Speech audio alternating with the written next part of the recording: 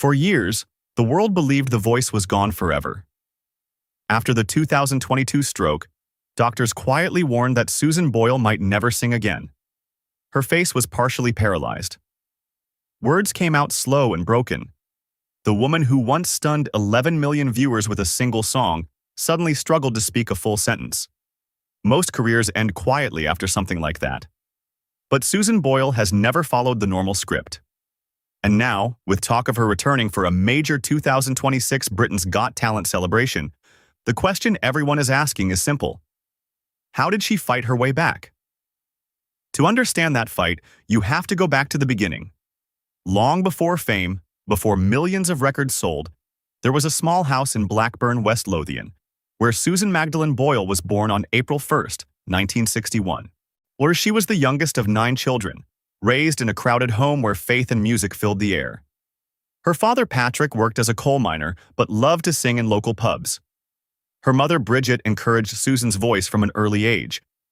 Yet Susan's childhood was not easy. Complications during birth briefly deprived her of oxygen. Doctors in the 1960s told her family she had brain damage. That label followed her for decades. At school, she was mocked and called cruel names like Susie Simple. Teachers underestimated her. Classmates laughed at her dreams. Imagine carrying that weight as a child, believing the world had already decided what you could never become. Music became her refuge. In church choirs and small community events, she discovered something powerful. When she sang, people listened. By her teens, she knew music was her escape. In the mid-1990s, she even trained with vocal coach Fred O'Neill for nearly 6 years, refining the mezzo-soprano voice that would one day shock the world. But success did not come quickly. In 1995, at 34, she auditioned for My Kind of People and was rejected. In 1998, she spent her own savings recording demo songs like Cry Me a River and mailed them to record companies. No replies. Nothing.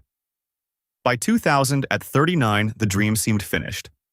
Then came the moment that changed everything. In 2009, at 47, Susan walked onto the stage of Britain's Got Talent, wearing a simple dress and nervous smile. When she said she wanted to be as famous as Elaine Paige, people laughed. Judges looked doubtful.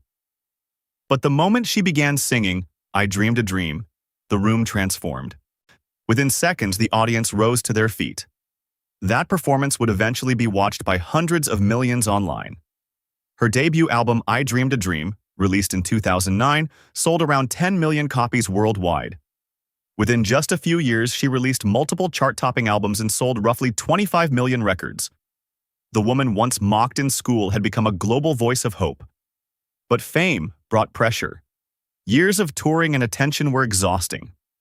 In 2013, at 52, Susan finally received the correct diagnosis: Asperger's syndrome, not brain damage.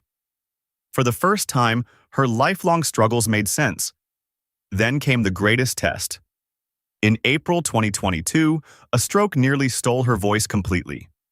Recovery meant brutal discipline, therapy 4 times a week, vocal exercises sometimes lasting 5 hours a day, and over £50,000 spent rebuilding muscles that once worked effortlessly.